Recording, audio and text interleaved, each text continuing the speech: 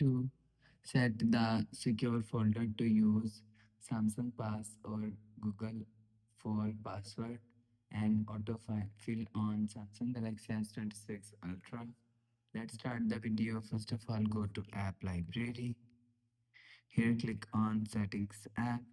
Now in Setting, scroll down, and click on Security and Privacy. After click on Security and Privacy, scroll down and click on More Security Settings.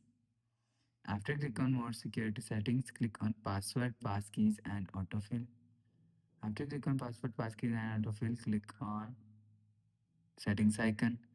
After click on Preferred Service, if you want to set a secure folder, use Samsung Pass and Google. If you want to set Google, click on Google. You will see preferred services set on Google. If you want to set Samsung Pass, click on Samsung Pass. You will see preferred services set on Samsung Pass. So you will select Google and Samsung Pass from here. After selecting, go back to home screen.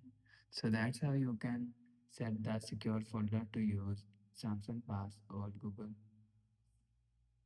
for passwords and autofill on Samsung Galaxy S26 Ultra.